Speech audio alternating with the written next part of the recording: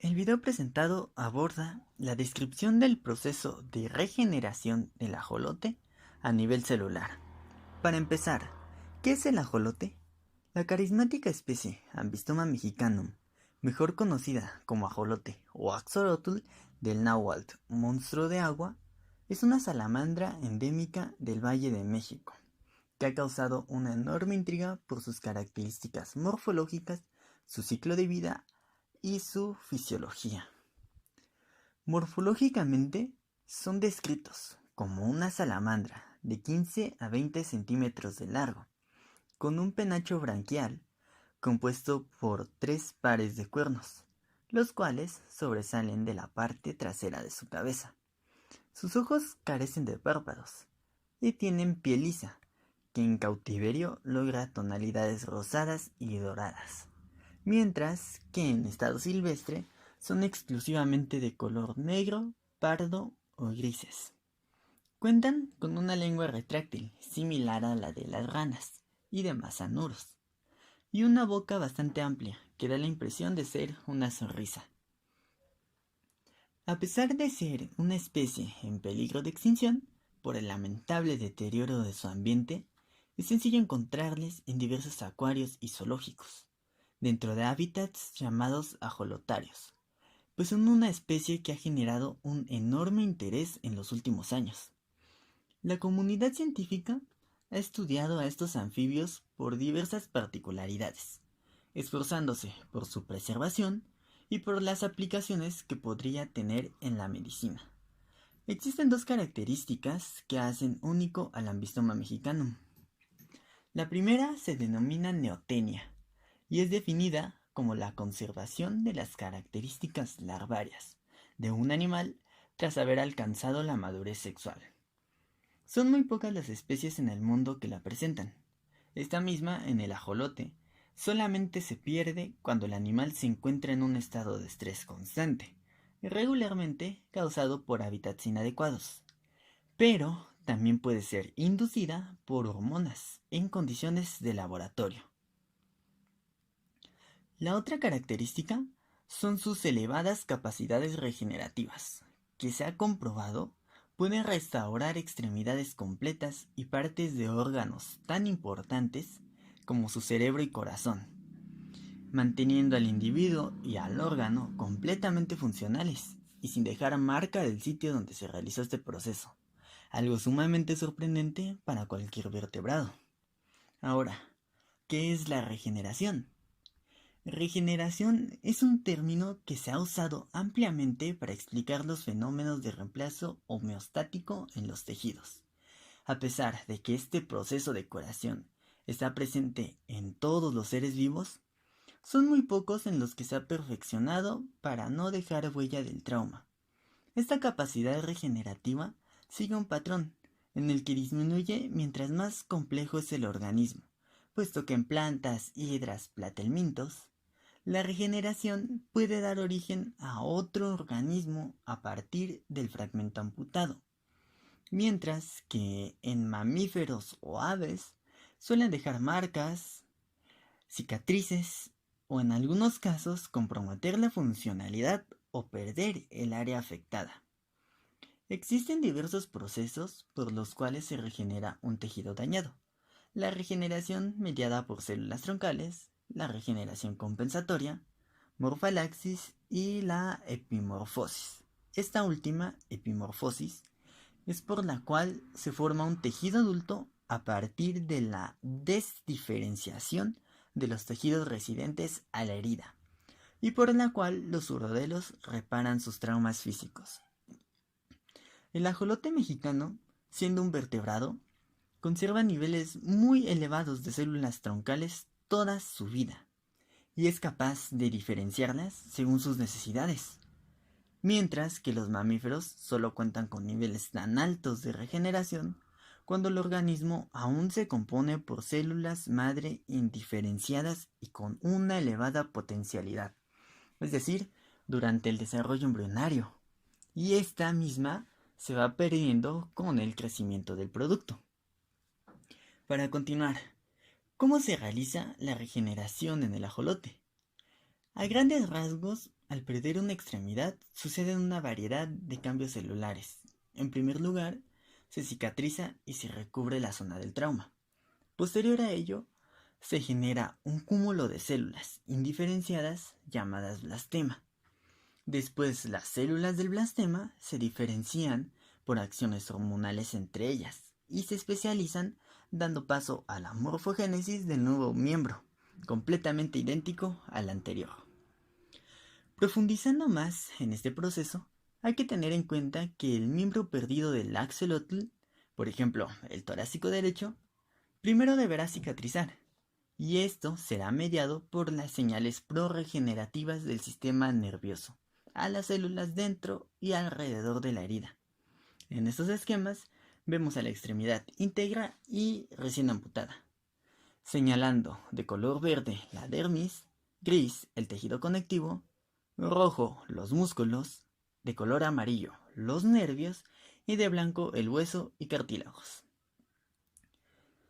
En este paso se realiza pocas horas después de la amputación y en solo un par de días será inervado, convirtiéndose en un centro de señalización especializado para la correcta formación del blastema.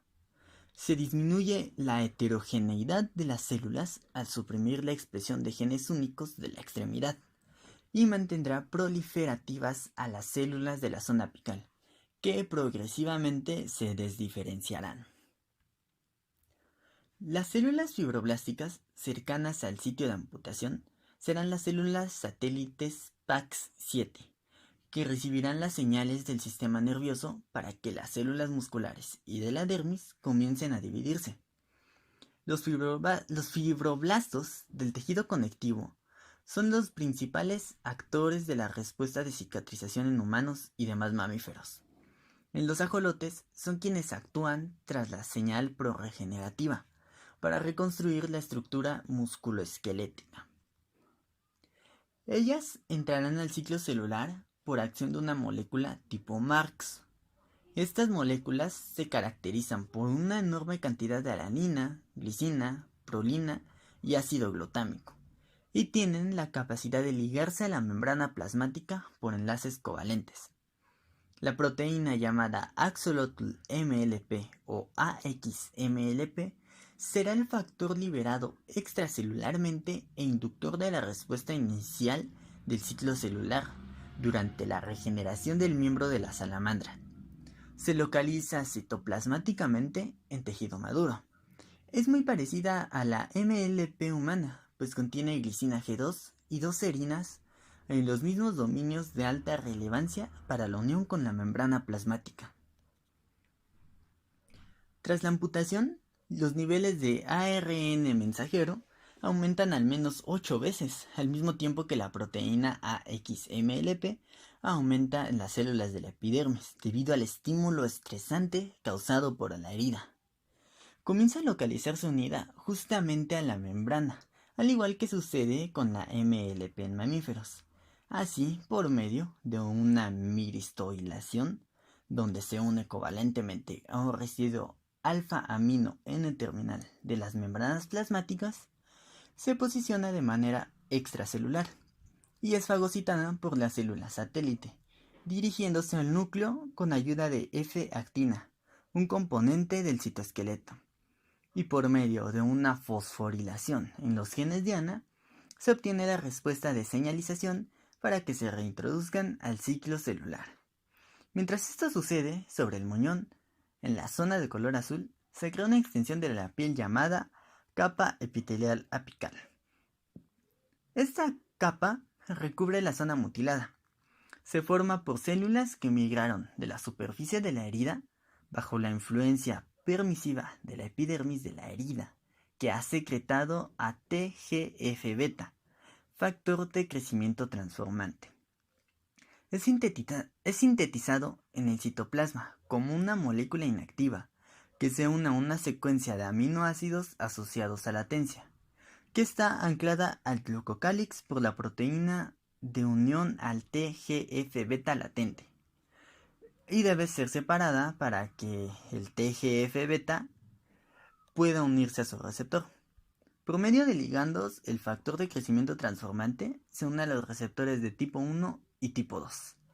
El tipo 2 fosforilará al 1 activando los efectores SMAT, que formarán el complejo SMAT4, y se traslocan dentro del núcleo celular. Este complejo reacciona con otros factores de transcripción y coactivadores para la traducción de genes diana, activando cascadas de señalización relacionadas con SMAT, y como resultado, la respuesta celular de proliferación de los fibroblastos, para formar la capa epitelial apical. Debajo de esta capa y sobre los tejidos de la zona amputada, se formará el blastema. El blastema es un cúmulo de células indiferenciadas capaces de originar nuevos linajes celulares para la creación de tejidos y órganos nuevos. El desarrollo del blastema está dividido en 3 etapas: la inicial, la fase media y la fase tardía.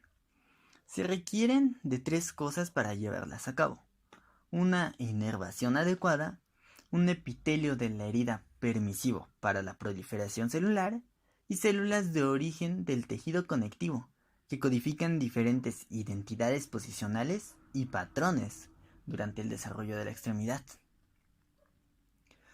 Durante la fase inicial, que ocurre directamente tras la pérdida de la extremidad, se realiza una serie de señalizaciones entre el tejido nervioso y las células del tejido conectivo, que funcionan en el reclutamiento de las células hijas formadas por la división de los mioblastos y fibroblastos.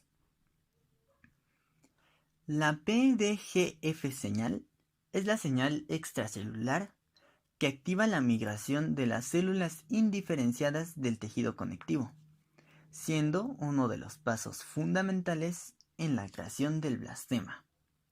Es excretado por células y plaquetas provenientes de la irrigación sanguínea de la periferia de la herida y se dirige a las células del tejido conectivo, que cuentan con el receptor primario para esta señal. De no ser excretada o ser inhibida, podría perderse el blastema o colapsaría en algún momento de su desarrollo, aunque esto solo se ha visto en condiciones de laboratorio. En las células del tejido conectivo se observa una respuesta inflamatoria tras la expresión de genes con metaloproteinasas, que generan una remodelación extrema de la matriz extracelular, volviéndolas competentes para la regeneración por su nueva pluripotencialidad, adquirida tras perder sus fenotipos maduros y consiguiendo características mesenquimales. Esto es consecuencia de la enorme expresión de genes en la regulación positiva de la transcripción, como son HMGA2, que regula la cantidad total de las células del animal, y genes como LDH, OXA13, OXD12, OXD13, COL2A1 y SOX9, involucrados en la osteogénesis, y mediante señales parácrinas difundidas de manera local, las células se podrán organizar para continuar con su objetivo. Las células del blastema, con información posicional, interactúan entre sí y con las células del muñón para controlar la información sobre los nuevos linajes celulares. Esto es mediado por la molécula linfocitaria activadora de señales, SLAM, y la proteína asociada a SLAM, SAP. Estas moléculas se encargan de que los tejidos regenerados se vuelvan a formar en el lugar correcto. Lo realizan de manera intracelular, tras atravesar la membrana plasmática con ayuda de su receptor, y la enzima FYN transferirá un grupo fosfato a SLAM, y con eso se dirigirá al núcleo para dar la orden de IL4 para diferenciarse e inhibir una posible apoptosis. En total tendremos 4 linajes celulares para los tejidos muscular, dérmico, óseo y cartilaginoso. Los condrocitos formados durante la división celular, proliferan detrás del lugar de la amputación y permanecen en su lugar al mismo tiempo antes de comenzar su migración. Los pericitos también se dividen detrás del plano de amputación, pero de ellos se desconoce su función durante la formación del blastema. Se cree que, al igual que los condrocitos, mantienen los constituyentes de la matriz cartilaginosa en equilibrio, aunque en el ajolote no está del todo claro. Durante esta etapa, las células periesqueléticas migran sin división celular a través de la superficie del esqueleto, mientras que las células dérmicas migran debajo de la epidermis de la herida. Las células periesqueléticas se originan a una distancia media de 49 micrómetros detrás del plano de amputación. Rodean las estructuras del cartílago y articulaciones, migran desde el hueso cortado, se integran en el núcleo del cartílago naciente formado a los condrocitos proliferativos, que a su vez generarán más moléculas periesqueléticas, extendiendo el tamaño del cartílago. Los tejidos conectivos de las células periesqueléticas que se unieron al hueso cortado generan un cartílago hialino, pero en ellos la información posicional se distribuye de manera asimétrica, a diferencia del tejido muscular y el tejido dérmico, donde esta distribución es completamente simétrica. Aún no se explica el por qué se distribuyen de esta manera. Se pensaba que era por la edad de los ejemplares en quien se había estudiado, pero no hay evidencia clara como tal. Sin embargo, esto no afecta al tiempo de reparación o a la funcionalidad del miembro, pues seguirán conservando su memoria posicional. El cartílago hialino se osificará endocondrialmente.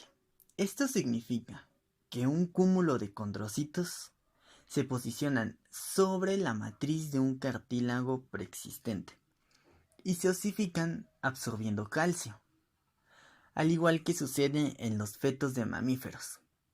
Este remodelado óseo es realizado por la señalización de WNT, que al unirse con receptores de lipoproteínas de baja densidad 5 y 6, las proteínas transmembranales de Kremen de la membrana de los condrocitos, permite que la enzima glucógeno sintasa sinasa 3, GSK3, fosforile a los receptores de LPR5 y 6, las lipoproteínas de baja densidad, liberando de esta manera a las beta-catenina que se dirigían al proteosoma, y en su lugar las adentra al núcleo celular, donde traslocarán a los genes diana, expresando la información de las células osteogénicas y condrogénicas, para conseguir de esta manera la remodelación ósea. Después de esto, la molécula esclerostina, proveniente del núcleo, específicamente del gen SOST, inhibirá la señal de WNT, haciendo que GSK3 atrape nuevamente a beta-catenina y la envía al proteosoma para su degradación. En la fase media, los fibroblastos de la dermis alrededor de la circunferencia de la extremidad comienzan a migrar a través de los vasos sanguíneos, junto con los fibroblastos del tejido conectivo que rodean a las estructuras internas del muñón, es decir, músculos, huesos y nervios, y comienzan a acumularse en el centro de la herida, debajo de la capa epitelial apical. Los fibroblastos, a diferencia de las células periesqueléticas, se originan un poco más alejados, en promedio a 116 micrómetros detrás del plano de amputación. Comienzan su migración tras la etapa temprana e ingresan al blastema un poco después o un poco antes del inicio de la fase media. Los fibroblastos que ingresan durante la etapa tardía del blastema no alcanzarán a las regiones distales y terminarán por formar el tejido conectivo blando. Básicamente ese será el fin de todas las células del blastema que no logren diferenciarse hacia tejidos óseos o musculares. Una vez que han migrado, realizan una reprogramación espacio-temporal, pero para esto las células dérmicas necesitan información de las células de la extremidad ausente. Entonces, ¿cómo lo hacen? Las células distales de la capa epitelial deben reprogramarse junto con su progenie. Para ello expresan genes de locus HOX-A y WNT8A, que tendrán como función identificar cuál es su posición en el cuerpo del ajolote, y dicha información en un principio será moldeable y conforme avanza la regeneración se irá estabilizando.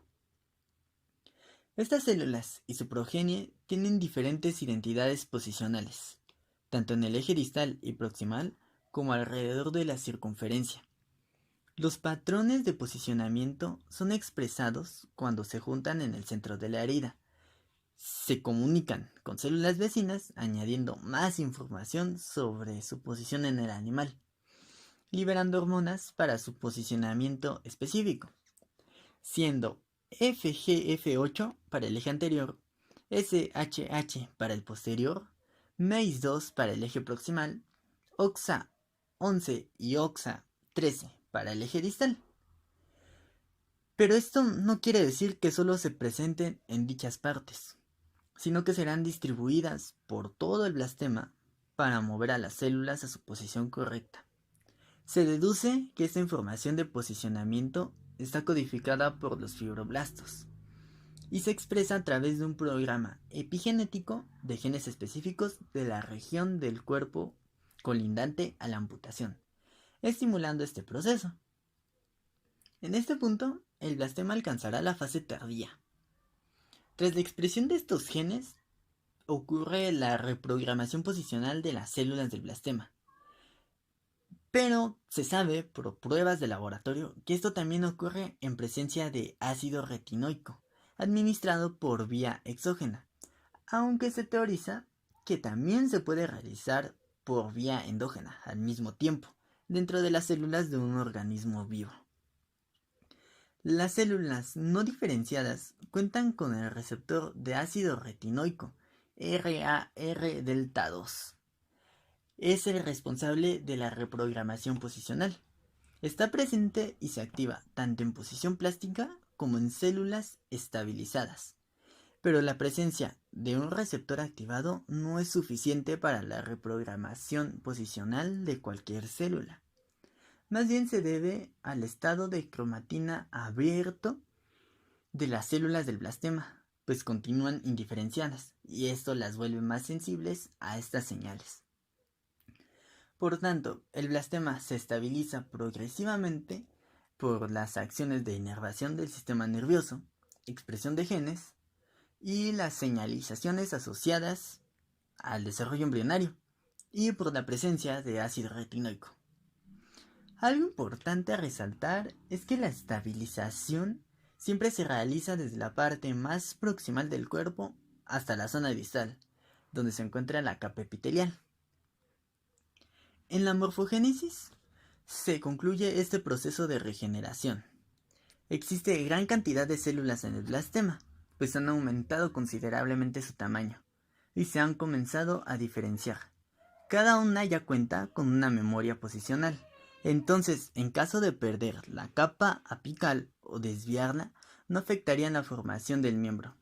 Los fibroblastos y todas las células del linaje muscular se unirán a las células de la dermis por medio de proteínas transmembrana, llamadas caderinas, que les otorgarán elasticidad y se comunican entre sí por conexinas para reconstruir los patrones de la arquitectura celular en la extremidad. Recordemos que esto se debe al locus OXA, que en el desarrollo embrionario determinan la identidad de las somitas y regulan la organogénesis. La extremidad regenerada forma un esqueleto con un patrón normal y junto con los tejidos conectivos asociados se incluyen las vainas musculares y sus conexiones con el esqueleto. Las vainas musculares no contienen los músculos desarrollados. Esto es evidencia de que el tejido muscular no es necesario para la regeneración, y por eso existe un linaje separado para los miocitos dentro de la extremidad, mientras que los fibroblastos dérmicos contribuyen tanto al desarrollo del tejido conectivo como a los elementos esqueléticos en la regeneración. En este momento, los tejidos solo necesitan madurar, completar la irrigación e inervación para ser completamente funcionales, y las células residuales del blastema se convertirán en tejido conectivo. Además, aún suceden unas cuantas divisiones, en este caso de los miocitos, para completar las fibras musculares, y la parte más distal de los huesos de las falanges continuará siendo cartílago hialino hasta que las células condrogénicas y osteogénicas terminen su calcificación. Cuando se alcanza el total de células necesarias en el organismo, el gen HMGA2 expresa los inhibidores sobre las señales de proliferación y diferenciación. Las más destacables son LEP, que regulará a la molécula linfocitaria activadora de señales, SLAM, y obviamente a su proteína asociada, SAP, al desactivar las enzimas fosfotransferasas que actúan en ellas, para impedir la diferenciación. Aunque en realidad esto es un poco extraño que suceda, pues el gen HMGA2 crea las células exactas y necesarias. Otro inhibidor es el DKK1, que se une a un receptor relacionado a las proteínas transmembranales de Kremen y a LPR5 y LPR6, las lipoproteínas de baja densidad de la membrana de los condrocitos. Esto sucede durante la osificación del cartílago hialino. Al unirse a estos receptores, serán introducidos los ligandos por endocitosis. Y al no haber receptores fuera, la señal no tendrá cómo entrar y se detendrá la osificación.